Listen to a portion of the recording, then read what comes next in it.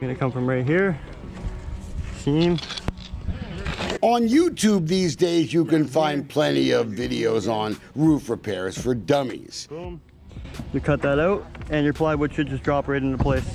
And you don't have to be a construction expert to know that one of the key ingredients for a roof is plywood. But leave it to our friends at the beleaguered Houston Housing Authority to even screw that up. And it's triggered yet another investigation by the Office of Inspector General. The public should care because this is taxpayer abuse. China Gregg owns a small woman and minority-owned roofing company in town called Roofing Designs. All I did initially was ask questions. And she's been blowing the whistle to the feds about HHA and paying the price. About 20 days later, they removed a roofing award that they awarded to my company. Internal HHA emails show HUD investigators are suspicious. And HHA Vice President Cody Roskelley admits in private what we're about to show you is fishy. But he's wrapping himself in the American flag. In America, he wrote, we are innocent until proven guilty. This is Long Drive Townhomes. And when the bids to replace the roof came out, you can see that Remedy Roofing was the low bidder. And with over 1,500 roofs that we repair or replace every year, we have the experience to get it done right. Just one problem. They forgot the plywood, 75,000 square feet of it. But instead of getting disqualified, Remedy was bailed out. Remedy was allowed to add the plywood back in their bid, already knowing the numbers for the second low bidder. That doesn't seem fair. The winner should have been Texas Engineered Roofing, hands down. And we all know that. Remedy's amended bid came in just under the second bid, and a HUD investigator called that odd. With another change order, Remedy was eventually allowed to add a total of $88,000 to their original bid.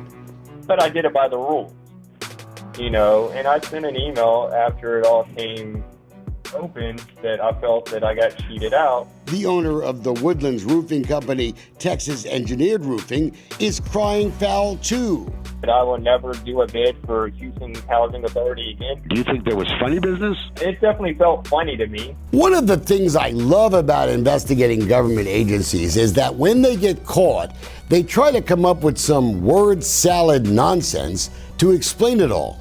Kevin Coleman is head of procurement over at HHA, and listen to his excuse for the bidding irregularities. It's a doozy, folks. Quote, unfortunately, an inadvertent administrative oversight documenting and correcting the non-judgmental error were not created in a timely manner. I'm going to leave it on the screen for a few seconds. Look, I have been speaking English all of my life. What the hell does that mean? Coleman may have a bigger problem. Allegations he lied to HUD investigators, blaming the bidding mistakes on a former employee he said was in charge of the whole thing. But we know she wasn't in charge, and HUD investigators now know it too. These funds, are taxpayer funds. They need to be treated carefully. It's shocking how HHA has treated your tax money.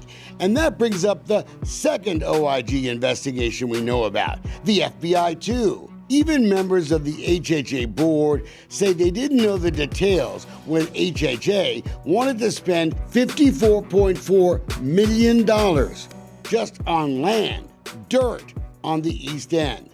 We found out there was no appraisal. Part of the land so contaminated with toxic ash, it can't even be used for public housing. $10 million of your dollars just for that land.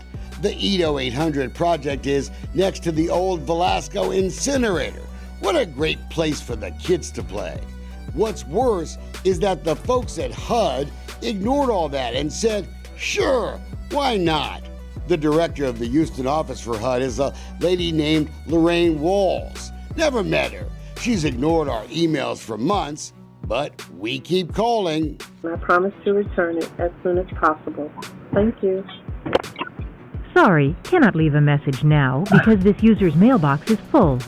Hey Lorraine, your voicemail's been full since February. Many HHA real estate deals involve the very same people, the wife of County Commissioner Rodney Ellis, and the former chairman of the Housing Authority, Lance Gilliam. I'm sure that's just a coincidence. Phyllis Wilson was the public housing representative on HHA, and the FBI came to her house to ask questions about these other folks. The FBI is knocking on my door. They're knocking on the wrong doors. They got the key players. Why aren't they at their door? And here's a little secret. These are real estate deals that are not focused on the people who most need public housing help in Houston.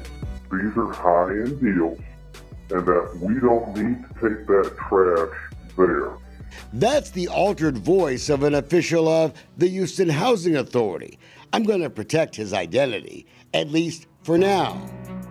Look, they don't care about the generational poverty and cyclical poverty that we were creating. And while you're not paying attention, hundreds of millions of dollars are being taken off the tax rolls in these real estate deals without a vote by a single elected official.